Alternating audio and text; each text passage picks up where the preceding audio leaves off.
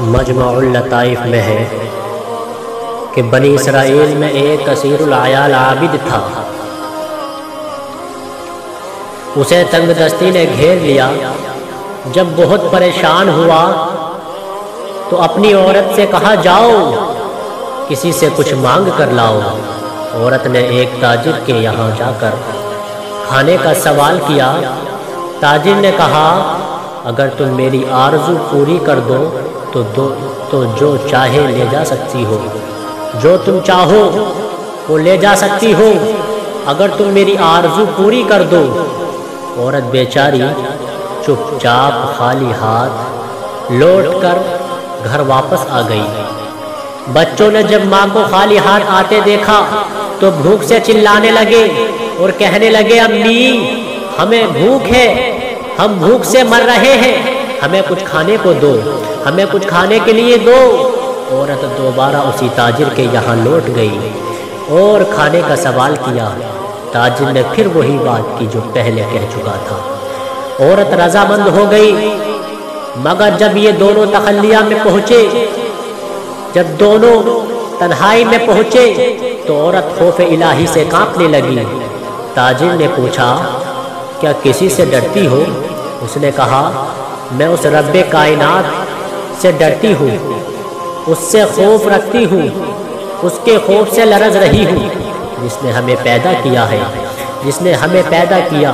تب تاجر بولا جب تم اتنی تنگ دستی اور غریبی میں خوف خدا رکھتی ہو، تم اتنی تنگ دستی میں اللہ کے خوف سے ڈرتی ہو، تو مجھے اتنی مالداری ہونے کے باوجود، اتنا مال ہونے کے باوجود مجھے اللہ رب العزت سے کتنا ڈرنا چاہیے، مجھے بھی اللہ کے عذاب سے ڈرنا چاہیے۔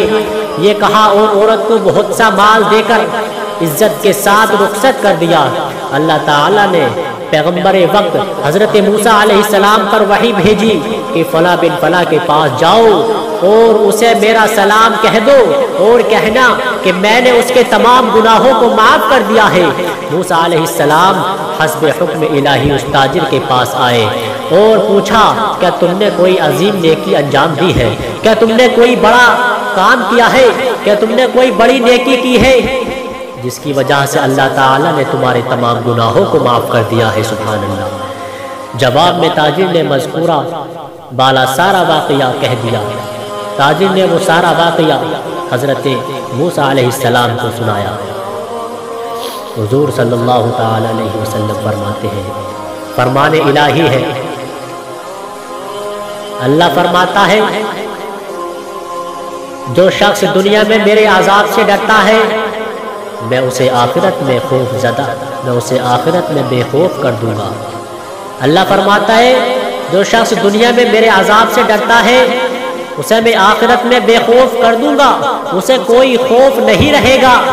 لیکن جو دنیا میں میرے عذاب سے بے خوف رہتا ہے میں اسے آخرت میں خوف زدہ کر دوں گا، اس پر عذاب نازل کروں گا۔